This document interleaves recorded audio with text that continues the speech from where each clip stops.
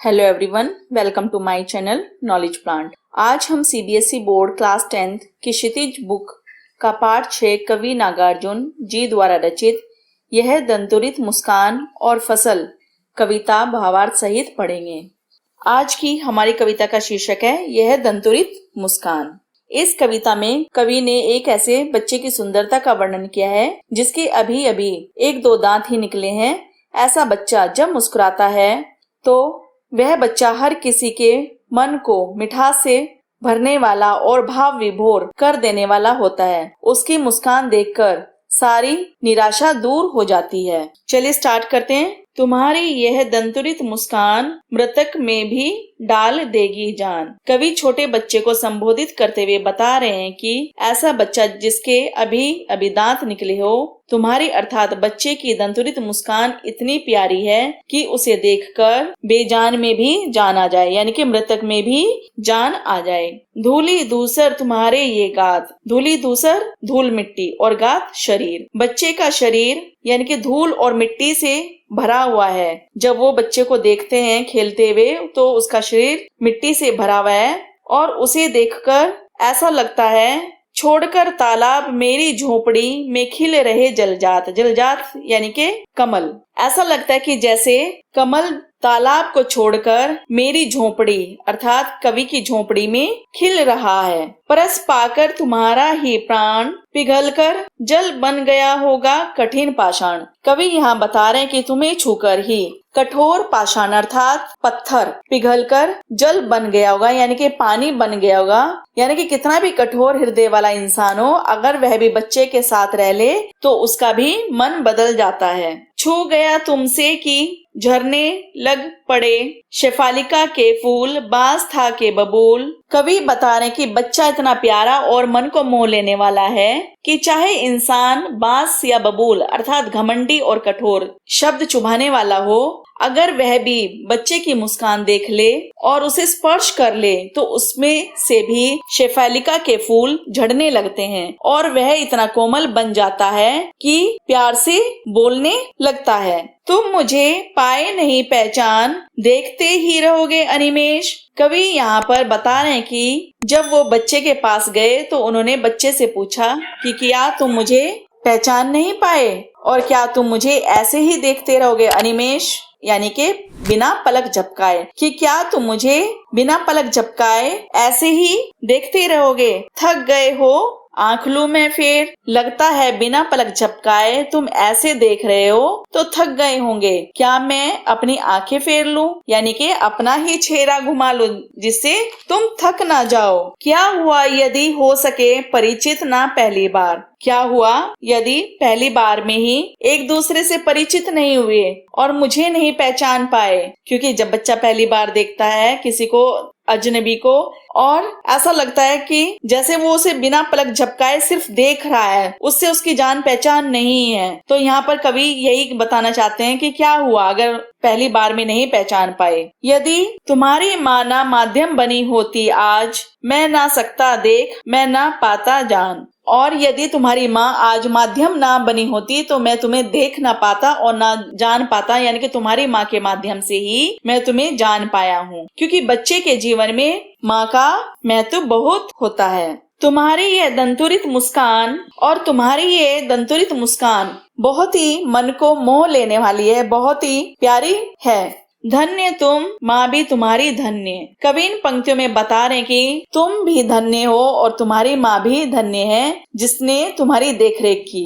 चिर प्रवासी मैं इतर मैं अन्य, और मैं तो बहुत समय से बाहर ही था, यानी कि बहुत समय के बाद आया हूँ जिसके कारण तुम मुझे पहचान नहीं पा रहे हो। इस अतिथि से प्रिय तुम्हारा क्या रहा संपर्क, और मैं तो तुम्हारे लिए अतिथि हूँ यानी कि मेहमान हूँ, इसलिए मेरा तुमसे संपर्क भी बहुत कम रहा है, इसलिए तुम मुझे पहचान नहीं पा रहे हो। उंगलियां माँ की कराती रही हैं मधुपर्क। यहाँ कवि बता रहे कि तुम्हारी माँ ही अब तक तुम्हें मधुपर्क यानी कि खिलाती पिलाती रही है, पंचामृत पान कराती रही है, और अब तक तुम्हारी माँ ने ही तुम्हारी देखभाल की, हर चीज का ध्यान रखा, और मैं तो बाहर रहा हूँ। देखते तुम इधर कनखी मार। कवि कहते हैं कि कवि तो बच्चे के लिए एक मेहमान की तरह है। वह कनकी मारती यानी कि तिरछी नजर से कवि की तरफ देखता है और कवि भी उसकी तरफ देख रहे हैं। और होती जबकि आंखें चार,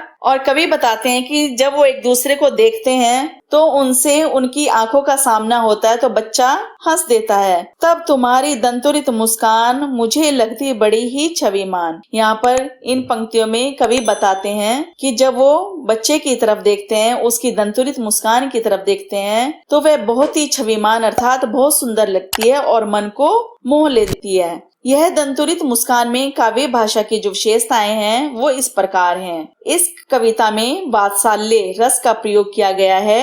धूली धूसर तथा परस पाकर में अनुप्रास अलंकार का प्रयोग किया गया है। दूसरी कविता का शीर्षक है फसल। इस कविता में कवि ने बताया है कि किस तरह से प्रकृति और इंसान दोनों मिलकर फसल का निर्माण करते हैं। कोई भी इंसान अकेला किसी काम को नहीं कर सकता, उसके पीछे अनेक लोगों का हाथ होता है। एक के नहीं, दो के नहीं, ढेर सारी नदियों के पानी का जादू। इन पंक्तियों में कवि बता रहे हैं कि फसल उगाने के लिए एक या दो व्यक्तियों की जरूरत नहीं होती, बल्कि उसे उगाने के लिए बहुत सारे लोगों का सहयोग होता है। और फसल के लिए एक या दो नदियों के पानी का ही पर्याप्त होना होता, बल्कि कई नदियों के पानी का मिलकर बहुत जरूरी होता है और उसको फसल को उगाने में मदद करता है। और नदियों के पानी में जादू होता है जिसके कारण फसल उगती है। एक के नहीं, दो के नहीं, लाख लाख कोटि हाथों के स्पर्श की गरिमा। यहाँ कवि बता रहे हैं कि फसल में एक या दो के हाथ का योगदान नहीं होता, बल्कि लाखों करोड़ों के हाथों का सहयोग होता है। फसल के बोने से लेकर कटाई तक घर घर में जो अनाज पहुँचता है उसमें कई लोगों का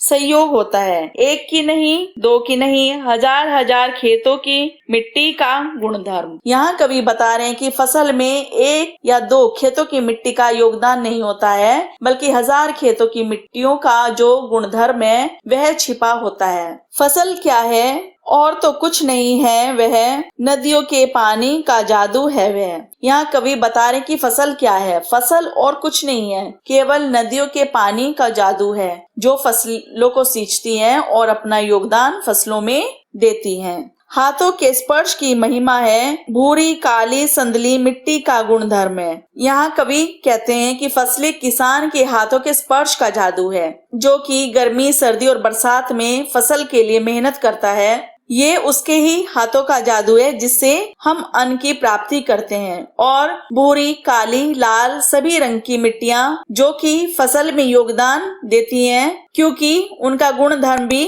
फसल में समाया हुआ होता है, इसलिए फसल के उगने में भी मिट्टियों का बहुत योगदान है। रूपांतर है सूरज की किरणों का, सिमटा हुआ संकोच है हवा की थिरकन का। और जब फसल उगती है तो उसमें सूरज की किरणों का भी बहुत योगदान होता है, क्योंकि बिना धूप के, बिना सूरज की किरणों के फसल कभी भी उग नहीं सकती। और उसी प्रकार हवा का भी फसल के उगने में योगदान होता है। जिस तरीके से हवा चलती है, थिरकती है, यानी कि वो लहरा कर चलती है, तो फसलें भी लहरा कर पक जाती हैं। इसलिए फसलों के लिए हवा, पानी, मिट्टी, धूप इन सब का योगदान होता है और इन सब की योगदान से ही हमें अनाज मिलता है।